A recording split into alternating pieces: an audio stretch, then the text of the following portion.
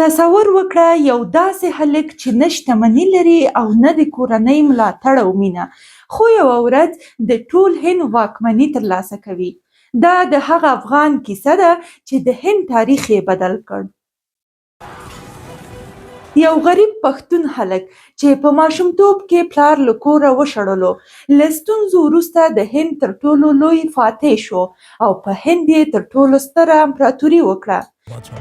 یعنې د مغولو امپراتوري یې دړې وړې کړه او د دوی پاچا همایون ترې په تېښته بریالی شو. په هند د مسلمانانو حمله محمد بن قاسم وکړه، خو کوم حکومت یې جوړ نه کړ. بیا پرې سلطان محمود غزنوي وکړه، ورپسې احمدشاه ابدالي وکړه. د ډیلي سلطنت پیل شو، لومړی مملوک، بیا علاالدین غلجي او له هغه وروسته تر ټولو لویه پاچاهي بیا د مغولو وه. خو کله چې د دوی پاچا بابر د هند ګڼې سیمې تر خپل حاکمیت لاندې راوستې نو ومړ. له هغې وروسته د ده مشر زوی همایون واک ته ورسېد او نوی پاچا وټاکل سو. له ورځو یوه ورځ وه چې همایون پاچا ته یو جاسوس راغی. هغه ته یې وویل: پاچا صاحب، شیرخان خو ټول بنګال ونیولو. نو همایون ځواب ورکړ: کوم شیرخان یادوې؟ هغه شیرخان چې پلار یې له خپل کور څخه شړلی و. نو دی بیا اوس له ما سره زور وهي؟ هو، ځینې روایتونه داسې دي چې همایون رښتیا ویلي. پښتانه په هند کې څو پیړۍ اوسېدلي، که هغه لودیان یا سوریان او که غوریان یا غلجیان. په 14مه پیړۍ کې چې کله د ډیلي سلطنت سلطان بهلول لودي ته په لاس ورغی، نو د نورو سیمه ییزو واکمنانو د کینې او جګړې سره مخامخ سو، چې د ده په وړاندې یو ضمني تهدید او آینده چلنج ګڼل کېدل. نو هغه د دې موضوع د حل لپاره په پښتونخوا کې د هر قوم مشر ته فرمان ولېږه او ګڼ شمېر پښتانه یې په هند کې د استوګنې او نورو امتیازاتو لپاره راوبلل، ترڅو هلته د پښتنو واک ډاډمن او تلپاتې سي. د دغو فرمانونو په رسېدو سره ګڼ شمېر پښتانه د هند په لور روان سول او د ستر واکمن بهلول خدمت ته یې ځانونه ورسول. په دې لړ کې د شیرخان نیکه چې ابراهیم نومېده د خپل زوی میا حسن سره چې د شیرخان پلار و د افغانستان له ژغورې څخه د هند په لور روان سو. ژغره یو ټوټه ځمکه ده چې د سلیمان له غره راوتلې او د ګومل په ژۍ پرته ده. د شیرخان نیکه ابراهیم هند ته له تګ مخکې د غزني او هند ترمنځ د اسانو تجارت کاوه. د ده زوی میا حسن د سلطان سکندر لودي په پوځي خدمت کې ځان شامل کړ. حسن خان دوې میرمنې درلودې چې لومړۍ یې خپله پښتنه وه او دوهمه یې هندوستانۍ وه. د افغانې میرمنې څخه یې 2 زامن درلودل. مشر یې فرید او کشر یې نظام نومېده. د دوهمې یعنې هندۍ میرمنې څخه یې 6 زامن درلودل چې له هغوی نه یې سلیمان او احمد د خپلو ناسکه ورونو سره سیالي او مخالفت کوه. فرید خان د هند په بهار کې زیږېدلی.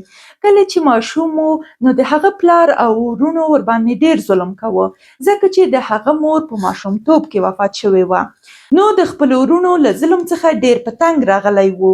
ویل کېږي یوه ورځ یې حتی له کور څخه وشړلو. نو هغه په 15 کلنۍ کې له کور څخه ډېر لرې لاړو. په یوه ښار کې یو ښوونځی پیل کړ. نو مړی په خپلو درسونو کې ډېر لایقه و، په خپلو ښوونکو هم ډېر ګران و. ښوونکو یې یوه ورځ وویل چې له دغه هلک څخه به په راتلونکي کې ډېر لوړ او ښه شخصیت جوړ شي. د فرید خان د وړتیا کیسه په ټول ښار کې خوره شوه. د سیمې نواب خبریږي او نوموړی خپل مشاور ټاکي. ورو په ورو د نواب ته معلومیږي چې دا کوم عادي فرید خان نه دی. فرید خان ورو ورو خپل ځان ته ځای پیدا کوي او همدغه نواب یې هم له ځان سره ګڼو جګړو ته بیایي. او دا د فرید خان د ژوند موخه وګرځېده چې څنګه یو حکومت جوړیږي او پر مخ وړل کیږي او سمه پریکړه په کوم وخت کې باید وشي. له غلطو پریکړو څخه څه ډول یو پاچا باید ځان وساتي. کله چې فرید خان په دې هر څه ځان پوه کړو نو هغه مشر ومړ او کله چې نوی مشر راغی نو فرید خان یې څنډې ته کړو. هغه یې یو عادي او کم عمره ځوان وګڼلو، نه یې کوم مقام ورکړ او نه کومه ښه دنده. نو فرید خان په دې پوه شو چې دلته یې نه قدر شته او نه کوم مقام. نو نوموړی له دې ځای څخه د اګرا په لور ځي او غواړي چې د مغلو له پاچا یعنې بابر سره دنده وکړي. د بابر له کسانو یې وغوښتل چې دی غواړي یو ځلې له بابر سره په یوه دسترخوان ډوډۍ وخوري. د ده غوښتنه ومنل سوه. کله چې ډوډۍ ته کېناستل نو ټولو غوښه په لاس غوڅوله، خو نوموړي په غوښه پسې خنجر راواخیست او غوښه یې پرې ټوټې ټوټې کړه.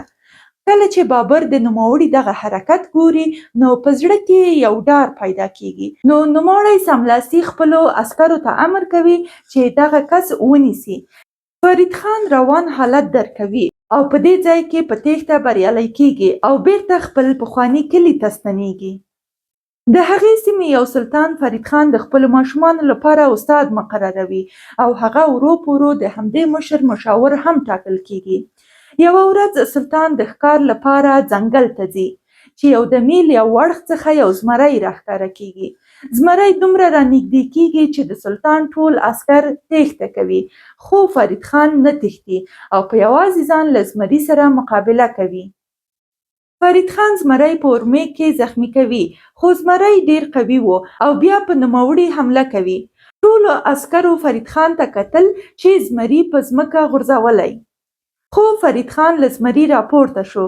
زمری یې مړ کړو. ټول خلک حیران پاتې وو چې فرید خان څنګه په یوازې ځان دغه زمری مړ کړ. دلته هر یو هغه عسکر چې تښتېدلی وو بیرته راغلل او چیغې یې وهلې چې شیرخان شیرخان یعنې د زمري خان. همدلته و چې سلطان د فرید خان نوم په شیرخان بدل کړ. دغه لقب په هر لوري خپور شو او د نوموړي د مېړانې دغه کیسه په ټوله سیمه کې خپره شوه. په دې سره هغه د پاچا ډېر باور ترلاسه کړ او هم یې یو بریالی مشاور وټاکل شو. خو یوه ورځ پاچا ناروغه کیږي او له ناروغۍ وروسته وفات کیږي.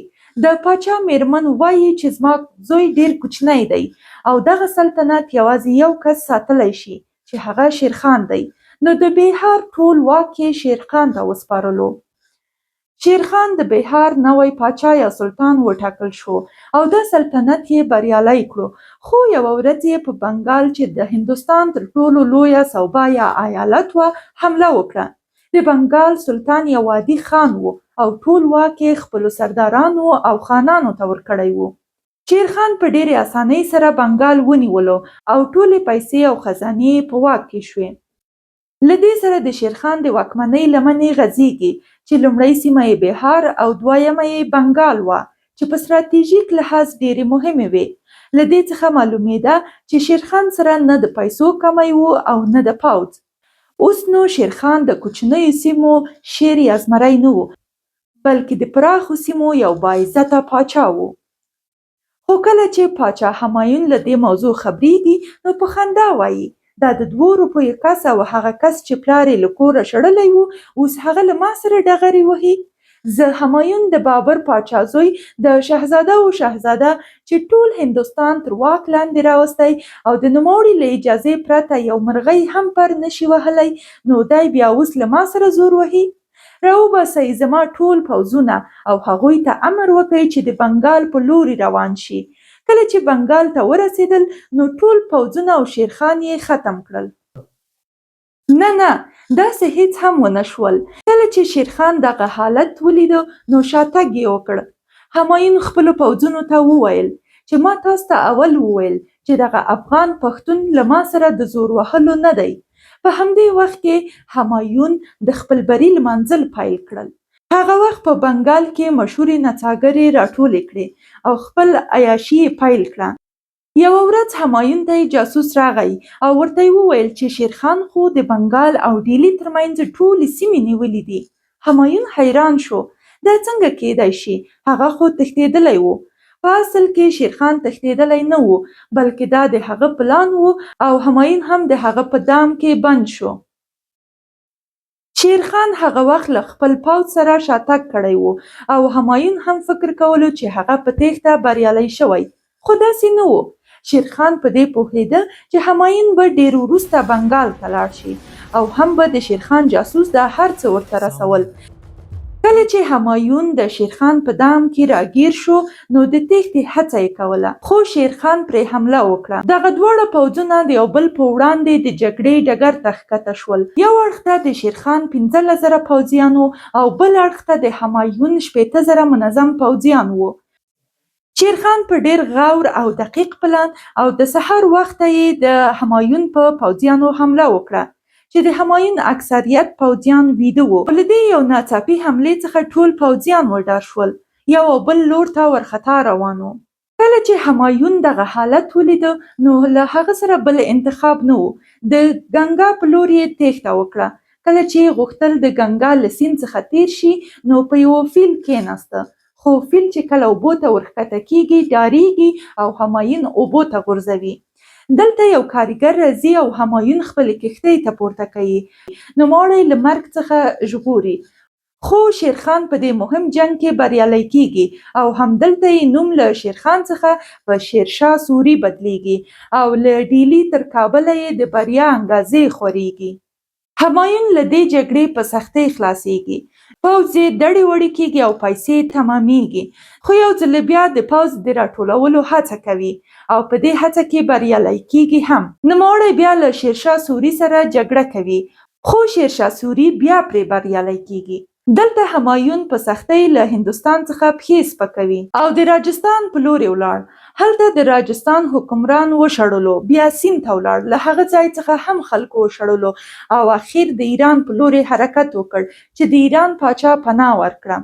هغه غریب فرید خان اوس د ټول هندوستان تر ټولو قوي پاچا نومول کېږي چې له هغه سره د ټول هندوستان تقدیر هم بدلیږي. شیرشاه سوري په هند کې داسې نظام او حکومت رامنځته کړو چې د هند په تاریخ کې نه و رامنځته شوی. د انصاف په تله ولاړ و. له ټولو لومړی یې له بنګال څخه تر کابله یو سړک ورغولو چې د جي ټي روډ په نوم شهرت لري.